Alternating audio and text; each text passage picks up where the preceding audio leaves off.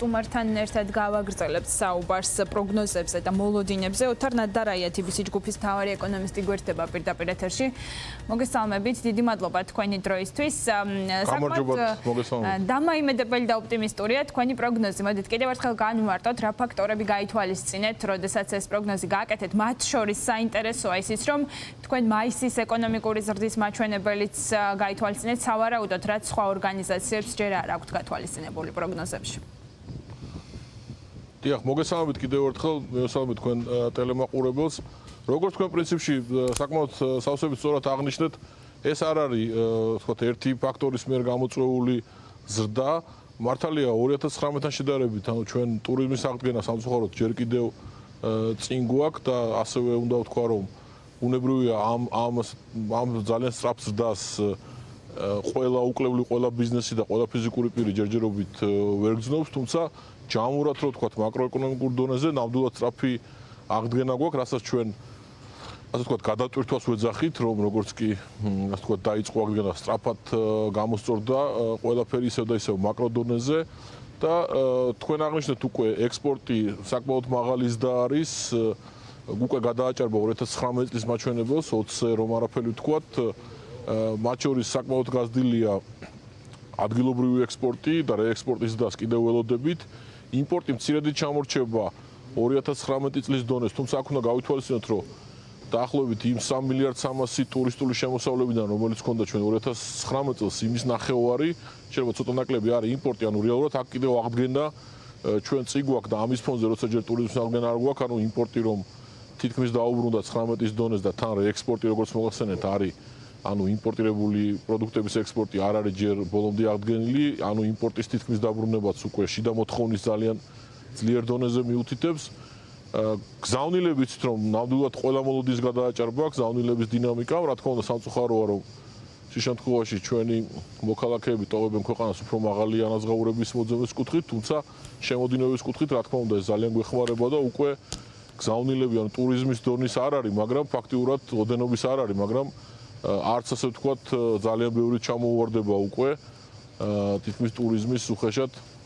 60-65%-ზე ავიდა უკვე გზავნილების დონე, ანუ ძალიან მაღალია. საბანკო სესხები იცით რომ არც შემცირებულა 2020-ში და ჩვენს დაგქონდა, რა მართალია გადავადებების ხარჯზე იყო ძირითადად 2020-ში ეს რამაც სხვა შორის ეკონომიკურ აქტივობასაც დაეხმარა იმ გაგებით რომ როდესაც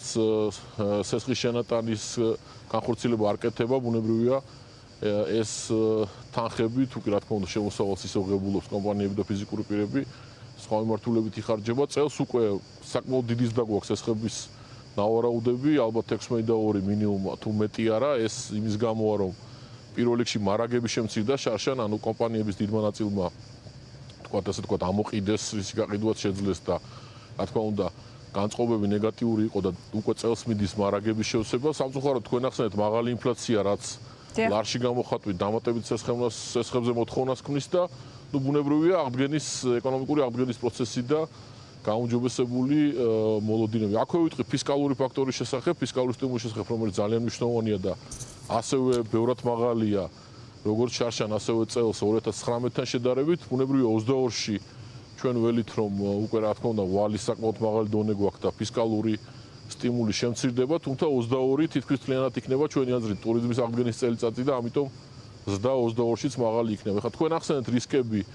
და ნუ ბუნებრივია ბანალური ჭეშმარიტებაა სამწუხაროდ რომ პანდემიის კუთხით ჩვენ როგორც ეს პუბლიკაციაში აღნიშნული და ყველამ ვიცით რომ ჯერ კიდევ ასე ვთქვათ გასავლელი გზა წინ გვაქვს ჩვენ ვთქვათ სადღაც 2 თვის წინ ფიქრობდით 30%-იან ალბათობას ასე ვთქვათ გამკაცრების შემდგომი ტალღის რომ შეიძლება ისეთი მკაცრი არ იყოს ეს როგორც 2020-ში იყოს, მაგრამ ნუ დღეს უკვე კიდევ რა თქმა უნდა გაიხსნა ეკონომიკა, რაც კარგია ზრდისთვის და შეზღუდვები მოიხსნა, მაგრამ ბუნებრივია რომ ვირუსის გავრცელების ალბათობაც მატულობს, ამიტომ სადღაც 50% გვაქვს, ჩვენ შეიძლება ცოტა მეტიც უკვე რომ გარკვეული გამკაცრებები შეიძლება მოგვიწიოს რეალურად, ანუ ესეც გათვალისწინებული გვაქვს, ამ შემთხვევაში ბუნებრივია ზრდა შეფერხდება, თუმცა იმ დაშვებით რომ ასე ვთქვათ სოფლიოში ვირუსის მოთოკვის გზა უკვე გაკვალულია, რა თქმა უნდა არის კითხვები, მაგრამ შეიძლება ვთქვათ რომ გაკვალულია, ეს ჩვენს ზრდას ну ცოტა შეიძლება გადაავადებს თქვა ერთი თვით შეიძლება 0.5%-ული პუნქტით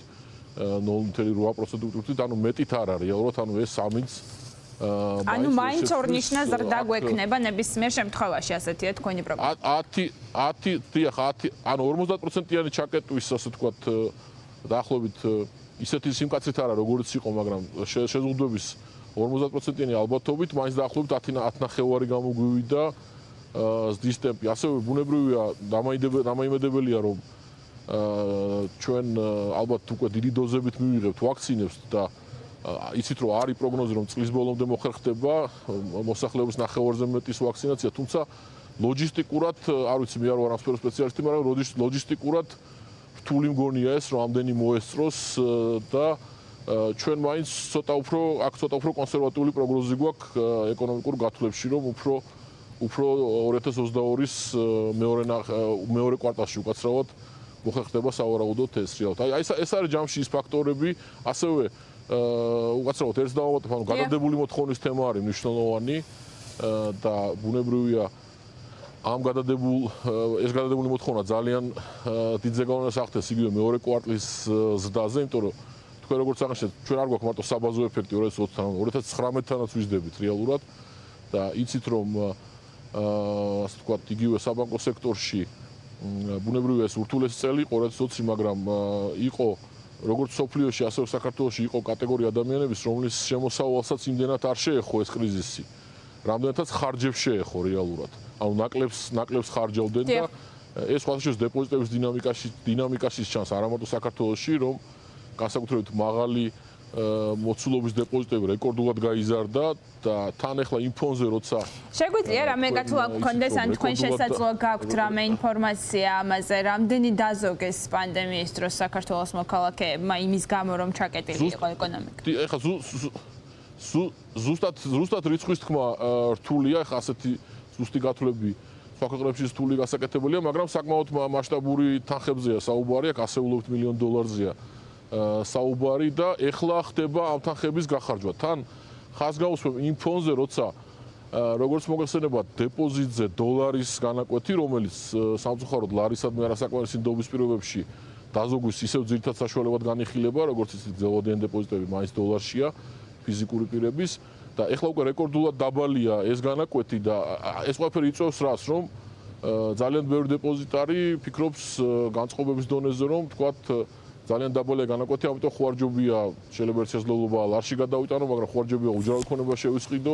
ხوارჯობია სხვა აქტივების შევისყიდო, რაც რა თქმა უნდა იწვევს ეკონომიკური აქტივობის ზრდას. თან ხაზგაუსმებდი ეკონომიკური აქტივობის ზრდას ამ შემთხვევაში კურსზე გაუფასურების ზეწოლის გარეშე, იმიტომ რომ ეს ყველაფერი არის სავალუტო სახსრები. ხა მაგათ იგივე საბანკო სექტორში იცით ჩვენი წინა პუბლიკაციებიდან, რასაც ჩვენ შოკის გამოძლიერებელს უწოდებთ, ამ საბანკო სექტორში შარშან იმის გამო რომ გაუფასურების მოლოდინები დიდი იყო და დაზოგვა უფრო მეტად დოლარში იყო და სესხება უფრო მეტად ლარში დაახლოებით 800 მილიონი დოლარი დაგროვდა ჭარბი და ეხა ბუნებრივია უკვე როგორც სესხების მიმართულებით ასევე ხარჯვის მიმართულებით ხდება ნელ-ნელა ასე ვთქვათ უკაცრავად ამ ტერმინის უჩნდა ამ ფულის გაწოვა და ეკონომიკაში დაბრუნდება. ამიტომ ეს არის ძალიან მნიშვნელოვანი და ეხმარება როგორც გაცვლით კურსს ასევე ეკონომიკის დის დაჩქარებას. ნუ კიდევ ვიტყვი დეტალებს რომ ჩვენ ისიც დაუშვით რომ მაგათაც იგივე გადადებული უკაცრავად მოთხოვნა ამოიწურება და აი კვარტალზე თუ ავიღებთ ესე უკაცრავად ტექნიკურად რო თქვა კვარტალზე ზრდას თუ ავიღებთ ზრდის ტემპი შემცირდება ანუ შეიძლება წლიურად არა მაგრამ მესამე მეორესთან მეოთხე მესამესთან ანუ სეზონურობის გარეშე რა თქმა უნდა მაგრამ ამ შემთხვევაში ძალიან მაღალს დასვებულობთ რეალურად. ანუ ეს მოთხოვნა როდემდე გვეყოფა ეს არის საინტერესო იმიტომ რომ ჩვენ ხშირად ვსვავთ ხოლმე ამ კითხვას იმიტომ რომ აი მაგალითად როდესაც საერთაშორისო ფინანსურმა ინსტიტუტებმა გადახედეს საკუთარ პროგნოზებს და ვთქვათ მიმდინარე წლისთვის გააუმჯობესეს ზრდის პროგნოზი თუმცა ისე ოპტიმისტურად არა როგორც თქვენ ჯერჯერობით მომავალი წლის პროგნოზი სანაცვლოდ შეამცირეს რაც პრინციპში იმაზე მიანიშნებს რომ ეს ინსტიტუტები BRD მსოფლიო ბანკი ელიან რომ ეს მოთხოვნა, რომელიც დაგროვდა და ეხლა გვაძლევს ბუმის ეფექტს, უახლოეს პერიოდში ამოიწურება, შესაბამისად მომავალი წლისთვის ვეღარ დაეწევა ეკონომიკას, თუ თქვათ სტრუქტურული რეფორმები არ გაძლიერდა, გარკვეული ნაბიჯები არ გადაიდგა იმისთვის, რომ თქვათ ინვესტიციები მოვიზიდოთ მეტი. თქვენი აზრით, რამდენ ხანს გვეყოფა ეს დაგროვილი მოთხოვნა, რომელიც ეხლა რეალურად ლოკომოტივია ამ ეკონომიკური ზრდის, ერთადერთი შეიძლება ყველაზე მნიშვნელოვანი ფაქტორია ამის. კი ბატონო, პირველ რიგში რა თქმა უნდა, თქვენ მართალი ძანდებით და როგორც ჩვენ განვიხილეთ, ეს არის ძალიან მნიშვნელოვანი ფაქტორი, თუმცა კიდევ ერთხელ დავაზუსტებ, რომ ეს არ არის ერთადერთი ფაქტორი, ხო, იმიტომ რომ სხვა ფაქტორებიც არის, ეს ერთი. ეხლა საერთაშორისო ორგანიზაციების პროგნოზებს რაც შეეხება, რა თქმა უნდა, მათ ამი დიდი პატივისცემით, მაგრამ ვითარება და დინამიკა ძალიან სწრაფად იცვლება და სამწუხაროდ ხშირ შემთხვევაში ისინი ვერ ასწრებენ რეაგირებას, დროულ რეაგირებას, ვიტყოდი ისევ და ისევ დიდი პატივისცემის გათვალისწინებით. ეხლა იგივე მაგალითად ეს საქართველოს შემთხვევა არ არის, თურქეთის და თუ შევხედავთ პროგნოზი იგივეა. მაგალითად წელს სოფლიო ბანკის პროგნოზი იყო ამერიკისთვის 3.5 და რომელიც ეხლა უკვე გააორმაგეს რეალურად, ანუ 3.5-დან 7 გახდა. ანუ ასეთი განსხვავებებია. ხა იცით რომ მაგალითად ხა უნდა ვაღიაროთ რომ 10.5 და თუნდაც 8 არ ჩვენ არ ქონდა პროგნოზი საქართველოს და ჩვენი ბოლო პროგნოზი იყო 5.5, რომელიც მაინც ვიტყვი რომ ყველაზე ოპტიმისტური იყო ბაზარზე. თუმცა იგივე თქვა სავალუტო ფონდის პროგნოზი ამ პერიოდში 3.5 იყო, ხო რეალურად. ამიტომ ბუნებრივია უფრო ახალი ინფორმაცია გვაქვს ჩვენ რა თქმა უნდა შეფასებების მეთოდებით შეიძლება განსხვავდებოდეს, მაგრამ ცალსახად შემიძლია გითხრათ რომ პროგნოზების გადახედვას მე მოველი თქვენ ახსენეთ როგორც ეროვნული ბანკიც რო გადახედავს, თავრობაც გადახედავს სავარაუდოდ და ასევე საერთაშორისო ორგანიზაციები ხარ. რამდენი იქნება რიცხვი, ამას ნამდვილად ვერ გეტყვი. ამჯერადაც ძალიან ოპტიმისტური ხომ არ ხართ როგორც 5.5-ის შემთხვევაში თქვენი აზრით. არა, 5.5-ის შემთხვევაში მე მგონი არა, პირიქით, 5.5-ის შემთხვევაში ჩვენ პესიმისტური გამოვით, უბრალოდ ბაზართან შედარებით ვიყავით ოპტიმისტური. როდესაც ეს პროგნოზი გააკეთეთ, მაშინ იყო საკმაოდ ყველაზე ოპტიმისტური პროგნოზი, ხომ ასე? ყველაზე ოპტიმისტური იყო, თუმცა რეალობა ისე გამოვიდა, რომ სიამოვნებაში უფრო მეტი ზრდა არის, ხომ? ასია, იგივე მაგალითად ინფლაციის პროგნოზიც რო ავიღოთ, ჩვენ ისევ და ისევ ბოდიში მოხდით, თქვენ იცით რომ ჩვენ ვიყავით ბაზართან შედარებით ყველაზე პესიმისტური, ანუ ყველაზე მაღალ ინფლაციას ვარაუდობდით და ანუ სამწუხაროდ ამ შემთხვევაში ზრდისგან განსხვავებით კიდევ უფრო მაღალი ინფლაცია გამოვიდა. ანუ მიმართულება ვფიქრობ რომ სწორია ხარ, რა თქმა უნდა პროგნოზია და ცდომილებები აქ შესაძლებელია. ეხლა და თქვენ შეკითხავს რომ დაუბრუნდი ამ შესწავლის მერე, ანუ კი ბატონო 2022 წელს ანუ ეს ეფექტი უკვე იმხელა არ იქნება და ასევე დავამატებდი რომ უკვე ფისკალური სტიმულიც არ იქნება ხო იმხელა რაც ასე ვთქვათ შემცირდება 2022 წელს, თუმცა ძალიან მნიშვნელოვანია რომ 2022 წელს უკვე ჩვენ ვფიქრობთ ტურიზმის თითქმის მთლიან აღდგენას, ანუ წელს მხოლოდ 40% გვაქვს აღდგენა დაშვებული 2019-თან შედარებით და 2022 წელს უკვე დაახლოებით 90%, ანუ თითქმის მთლიანი აღდგენა, ეს ერთი. მეორე ძალიან მნიშვნელოვანი კითხვაა, როდის განახლდება ჩვენთან საინვესტიციო პროექტები. ანუ ჯერჯერობით მაგალითად საბანკო დაკრედიტებას თუ დავაკვირდებით, რა თქმა უნდა, საცალო მიმართულება ძლიერია, MSME, ანუ ცირდასაშუალო მიმართულება ძლიერია და შეხვედრაზეც თქვენ ნახეთ, რომ ვახტანგ ბუთრიგზის ისაუბრა ამ თემაზე, რომ ეს სექტორი უფრო მოქნილია და პრიორიტეტია წელს, როგორც TBS-ისთვის, ასევე საბანკო სექტორისთვის მთლიანად, ჩვენი შეფასებით. რა თქმა უნდა, კორპორატიულშიც იზრდება უკვე სესხე, მაგრამ ჯერჯერობით, ხეშად რო თქვა, თლიანობაში მარაგების შევსება, იმიტომ რომ საინვესტიციო პროექტებს როგორც ჩანს კი არა, როგორც წესი აქვს ჩამორჩენა და ყველაზე ასე ვთქვათ, უარეს შემთხვევაში ეს განახლდება 22 წელს რეალურად. ანუ ტურიზმის აღდგენასთან ერთად ასევე ჩვენ გვექნება საინვესტიციო პროექტების განახლება. სხვათა შორის არ არის გამორიცხული, რომ ეს საინვესტიციო პროექტების განახლება წელსაც დაიწყოს რეალურად, აქ ცოტა ვთხილობ ჩვენ პროგნოზებში, იმიტომ რომ იცით მაგალითად FDI-ის პროგნოზი არა გვაქვს ოპტიმისტური, ანუ რაც იყო იგივე დავტოვეთ. იმიტომ როგორც ეს ინვესტიციები ჩამორჩება ყოველთვის, თუმცა ერთსაც ვიტყვი თუ გვაქვს ერთი წუთი რომ აი ძალიან მნიშვნელოვანი ესეთი საკითხი არის რა განსხვავება არის ეგრეთ წოდებულ გადატვირთვასა და აღდგენას შორის, ანუ ინგლისურად ვთქვათ restart და recovery შორის. ჩვენ მას შორის რაც ჩვენ ძველ პუბლიკაციებში იყო 2008-2020 წლის შედარება, ანუ 2020 წლის პუბლიკაციას გულისხმობ. ანუ ჩვენ უნდა გვახსოვდეს რომ რა თქმა უნდა ეს არის მწვავე კრიზისი, პანდემიის გამოწვეული და ჯერჯერობით სამწუხაროდ ყველა ჭრილობაც არ გვაქვს მოშიშვებული, თუ შეიძლება ასე ითქვას, როგორც ბიზნესების, ასევე ფიზიკური პირების შემთხვევაში, მაგრამ ეს არ არის ეკონომიკური ფაქტორებით გამოწვეული კრიზისი, ხომ განსხვავებით 2008 წლისგან. ანუ ეკონომიკური ფაქტორებით გამოწვეული კრიზისი ყოველთვის აღდგენა დიდი ხანი ჭირდება და ეს არის ასე ვთქვათ ბუნებრივია პანდემიით გამოწვეული კრიზისი მაშინ როცა ყოველ საქართველოს შემთხვევაში ჩვენ არ ქონდა არც გადახურების ნიშნები არც ეგრეთ წოდებული უძრავი ქონების საპნის ბურსასაც ეძახიან და ასე შემდეგ ამიტომ აი გადატვირთვა ამას ნიშნავს რაც სამაგიეროდ გაურკვევლობით ხასიათდება საკმაოდ მაღალი განსხვავებით ეკონომიკური კრიზისებისგან იქ ის როდესაც იცი მიზეზი იცი როგორ ებრძოლა ამ შემთხვევაში ცოტა რთულია და შესაბამისად სწორედ ამიტომ ვაკვირდებოდით მთელი წლის განმავლობაში როგორ იცვლებოდა პროგნოზები და იმედია ამჯერად მაინც აღარ მოგვიწევს პროგნოზის შეცვლა და იმედი მაქვს გამართლდება თქვენი პროგნოზი რაც ცალსახად კარგი იქნება ჩვენთვისაც და ეკონომიკისთვისაც ძალიან დიდი მადლობა მინდა გითხრათ საინტერესო ანალიზისთვის სამწუხაროდ მეტი დრო აღარ გრჩება ოთარ ნადარაია TBC ჯგუფის მთავარი ეკონომისტი გახდათ ჩვენს სტუმარი ვსაუბრობდით ეკონომიკური ზრდის პროგნოზებზე მე შეგახსენებთ TBC კაპიტალის პროგნოზით